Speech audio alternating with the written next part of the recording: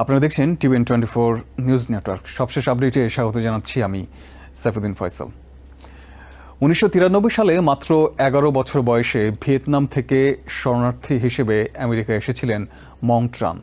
যুদ্ধবিধ্বস্ত দেশ ছেড়ে পরিবার নিয়ে নতুন জীবনের সন্ধানে আশ্রয় নিয়েছিলেন এমন একটি দেশে, যেটিকে পরবর্তী 3 দশকে তিনি নিজের ঘর হিসেবে গ্রহণ করেছিলেন। আমেরিকাতেই পড়াশোনা, বিয়ে, 4 সন্তানের জন্ম, ব্যবসা সবকিছু গড়ে ওঠে তার জীবনে। কিন্তু 2025 সালের শেষ দিকে তার জীবনের মোড় আবার বদলে যায়। প্রায় 30 বছর পর তাকে ভিয়েতনামে ফেরত পাঠানো হয়, এমন এক দেশে যেখানে তার স্মৃতি প্রায় নেই বললেই চলে। জন্মভূমি হলেও সেটি তার কাছে আজ সম্পূর্ণ অপরিচিত। মং ট্রানের গল্প এখন কেবল একজন নারীর ব্যক্তিগত ট্র্যাজেডি নয়, এটি ডোনাল্ড ট্রাম্প প্রশাসনের নতুন অভিবাসন নীতির প্রতীক হয়ে উঠেছে। ভিয়েতনাম, লাওস এবং হমং সম্প্রদায়ের শত শত শরণার্থী যারা শিশু অবস্থায় আমেরিকায় এসেছিলেন এবং কয়েক দশক ধরে সেখানে জীবন গড়েছেন, এখন তাদের অনেকে নির্বাসিত হচ্ছেন। নিউ ইয়র্ক টাইমসের বিশ্লেষণ অনুযায়ী চলতি বছরের মার্চের শুরু পর্যন্ত আইস ভিয়েতনামে 1200 জনের বেশি এবং লাওসে প্রায় 400 জনকে বহিষ্কার করেছে। এই সংখ্যা গত 3 প্রেসিডেন্টের পুরো মেয়াদের সম্মিলিত বহিষ্কারের সংখ্যাকেও ছাড়িয়ে গেছে। এটি কেবল সংখ্যার পরিবর্তন নয়, এটি আমেরিকার অভিবাসন নীতির একটি মৌলিক পরিবর্তনের ইঙ্গিত। বহু বছর ধরে যাদের বহিষ্কার কার্যত স্থগিত ছিল, এখন তাদের বিরুদ্ধে পুরনো বহিষ্কার আদেশ বাস্তবায়ন করা হচ্ছে। মং ট্রানের পরিবার ভিয়েতনাম থেকে পালিয়ে প্রথমে ফিলিপিন্সের একটি শরণার্থী শিবিরে আশ্রয় নেয়। পরে তারা আমেরিকায় পুনর্বাসিত হয়। ভার্জিনিয়ায় বড় হতে থাকা ট্রানের জীবন স্বাভাবিকভাবেই এগোচ্ছিল, কিন্তু 18 বছর বয়সে কর্মস্থল থেকে অর্থ আত্মসাতের ঘটনায় তিনি দোষী সাব্যস্ত হন।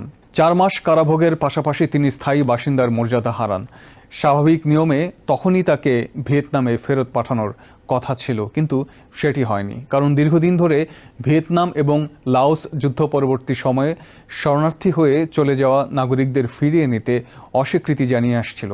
একই সময়ে আমেরিকাও বিষয়টি নিয়ে কূটনৈতিক চাপ বাড়ায়নি, ফলে হাজার হাজার মানুষ বহিষ্কারের আদেশ থাকা সত্ত্বেও বছরের পর বছর আমেরিকাতেই বসবাস করেছেন। প্রথম ট্রাম্প প্রশাসনের সময় থেকেই অভিবাসন নীতিকে কঠোর করার উদ্যোগ নেওয়া হয়। ওয়াশিংটন ভিয়েতনাম, লাওস সহ বিভিন্ন দেশের উপর কূটনৈতিক চাপ বাড়াতে শুরু করে, যাতে তারা বহিষ্কৃত নাগরিকদের গ্রহণ করে।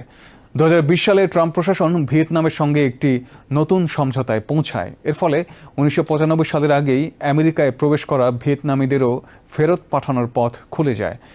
দ্বিতীয় মেয়াদে সেই নীতি আরও জোরালোভাবে বাস্তবায়িত হচ্ছে। ফলাফল স্পষ্ট। গত 1 বছরে 1995 সালের আগের আগত 400 জনের বেশি ভিয়েতনামীকে ফেরত পাঠানো হয়েছে, অথচ প্রথম ট্রাম্প প্রশাসনের পুরো 4 বছরে এই সংখ্যা ছিল মাত্র 26। এই বিতর্কের পেছনে রয়েছে ভিয়েতনাম যুদ্ধের দীর্ঘ ছায়া। 1975 সালের সাইগানের পতনের পর শত হাজার মানুষ দেশ ত্যাগ করেন। যুদ্ধ চলাকালে অনেকে আমেরিকান বাহিনীর সহযোগী ছিলেন। কমিউনিস্ট সরকারের প্রতিশোধের আশঙ্কায় তারা পরিবার নিয়ে পালিয়ে যান। পরবর্তী 2 দশকে ভিয়েতনাম, লাওস এবং কম্বোডিয়া থেকে 13 লাখের বেশি শরণার্থীকে আমেরিকায় পুনর্বাসন করা হয়। এটি আধুনিক ইতিহাসের সবচেয়ে বড় মানবিক পুনর্বাসন কর্মসূচিগুলোর একটি হিসেবে বিবেচিত হয়।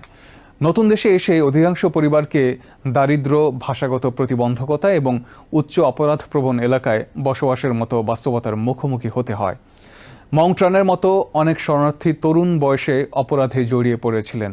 কেউ মাদক পাচারের সঙ্গে যুক্ত হয়েছেন, কেউ প্রতারণা করেছেন, আবার কারো বিরুদ্ধে গুরুতর অপরাধের অভিযোগও রয়েছে। সরকারি তথ্য অনুযায়ী 1995 সালের আগে আমেরিকায় আসা যেসব ভিয়েতনামীকে সম্প্রতি বহিষ্কার করা হয়েছে, তাদের প্রত্যেকের বিরুদ্ধে কোনো না কোনো ফৌজদারি অপরাধের রেকর্ড ছিল। তবে অভিবাসন অধিকার কর্মীরা বলছেন অধিকাংশই বহু বছর আগে সাজা ভোগ শেষ করেছেন। এরপর তারা পরিবার গড়েছেন, ব্যবসা করেছেন, কর দিয়েছেন এবং সমাজে স্বাভাবিক জীবনযাপন করেছেন। তাদের ভাষায় একই অপরাধের জন্য কারাভোগের পর আবার কয়েক দশক পরে দেশ থেকে নির্বাসিত করা কার্যত দ্বিতীয় দফা শাস্তি।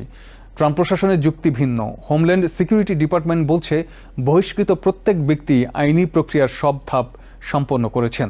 তাদের বিরুদ্ধে বৈধ বহিষ্কার আদেশ ছিল এবং অপরাধীদের দেশ থেকে সরিয়ে দেওয়া আইনের শাসন প্রতিষ্ঠার অংশ। প্রশাসনের মতে প্রেসিডেন্ট ট্রাম্পের কূটনৈতিক প্রচেষ্টার কারণে দক্ষিণ পূর্ব এশিয়ার দেশগুলো নিজেদের নাগরিকদের ফিরিয়ে নিতে সম্মত হয়েছে।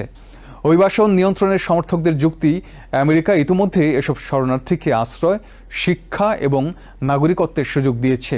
সেই সুযোগ কাজে লাগাতে ব্যর্থ হয়ে যারা গুরুতর অপরাধ করেছেন তাদের বহিষ্কার করাই আইনের স্বাভাবিক প্রয়োগ।